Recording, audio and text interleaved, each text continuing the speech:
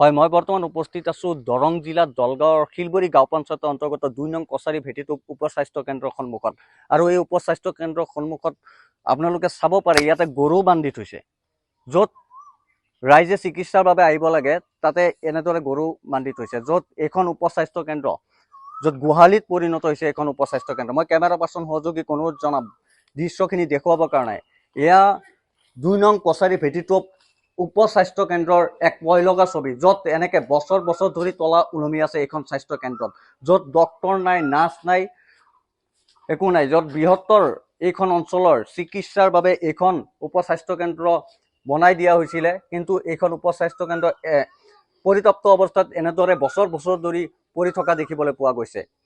আৰু ইয়াৰ স্থানীয় ব্যক্তি আছে, মই তেখেতৰ পৰা কিছু মন্তব্য ল'বলৈ চেষ্টা কৰিম। কি ক'ব, এইখন উপস্বাস্থ্য কেন্দ্ৰৰ এনেকুৱা ভয় লগা দৃশ্য দেখিবলৈ পাইছোঁ ইয়াতে আমি। যোৱা 2013 চনত 13-14 চনত এইখন উপস্বাস্থ্য কেন্দ্ৰ আমাৰ ২ নং কছাৰী ভেটি গাঁৱত স্থাপন কৰা হৈছিল।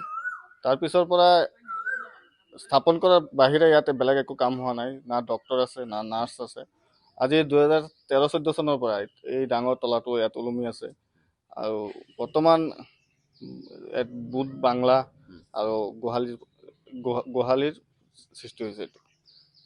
এইটো কিমান চনত স্থাপিত হৈছিল? 2013-14 চনত। তাৰপিছৰ পৰা ইয়াতে ডক্তৰ নাই, কেতিয়াও ডক্তৰ অহাও নাই বা কোনো স্বাস্থ্য বিভাগৰ কোনো মানুহে আমি আজিলৈকে দেখা নাই। ইয়াৰে যি স্থানীয় ৰাইজ আছে তেওঁলোকে চিকিৎসাৰ বাবে ক'ত যাবলগীয়া হয়?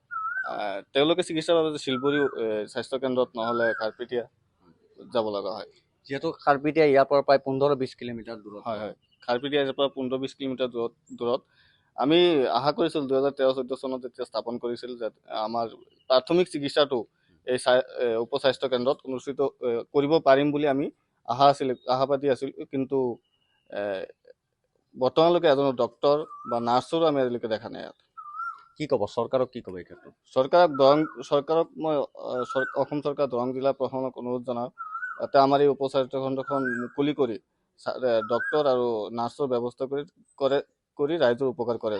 ঠিক আছে, ধন্যবাদ জনাইছোঁ। মই কেমেৰা পাৰ্চন সহযোগীক আকৌ এবাৰ দেখুৱাবৰ কাৰণে অনুৰোধ জনাম। এয়া আপোনালোকে চাব পাৰে, ইয়াতে ২ নং কছাৰী ভেটিটো উপস্বাস্থ্য কেন্দ্ৰ এয়া। আৰু মই অলপ দেখুৱাবৰ কাৰণে মই অনুৰোধ জনাম কেমেৰা পাৰ্চন সহযোগীক। এয়া ভিতৰৰ দৃশ্যখিনি অলপ মই দেখুৱাবৰ কাৰণে অনুৰোধ জনাম যে ভিতৰত কেনেকুৱা অৱস্থা হৈ আছে এইখন উপস্বাস্থ্য কেন্দ্ৰত, য'ত বছৰ বছৰ ধৰি এনেকে পৰিত্যক্ত অৱস্থাত পৰি আছে এইখন উপস্বাস্থ্য কেন্দ্ৰ, য'ত অকল নামমাত্ৰ স্বাস্থ্য কেন্দ্ৰ আছে, য'ত চিকিৎসক নাই, নাৰ্ছ নাই। অকল স্বাস্থ্য কেন্দ্ৰটো বনাই দায়িত্ব সামৰিছে বিভাগীয় কৰ্তৃপক্ষই, য'ত এইখন ৰাইজ প্ৰায় 15-20 কিলোমিটাৰ দূৰত্বত চিকিৎসাৰ বাবে যাব লাগে। আৰু ৰাইজৰ সুবিধাৰ্থে এইখন স্বাস্থ্য কেন্দ্ৰ ইয়াতে স্থাপন কৰা হৈছিল। কিন্তু এইখন স্বাস্থ্য কেন্দ্ৰ এনেকৈয়ে পৰিত্যক্ত অৱস্থাত বছৰ বছৰ ধৰি পৰি আছে, য'ত প্ৰায় আজি 4-5 বছৰ ধৰি এনেকে তলা ওলমি আছে। কেমেৰা পাৰ্চন স্বপন দাস হৈছে দলগাঁৱৰ পৰা মই Monirul Islam, search the reality.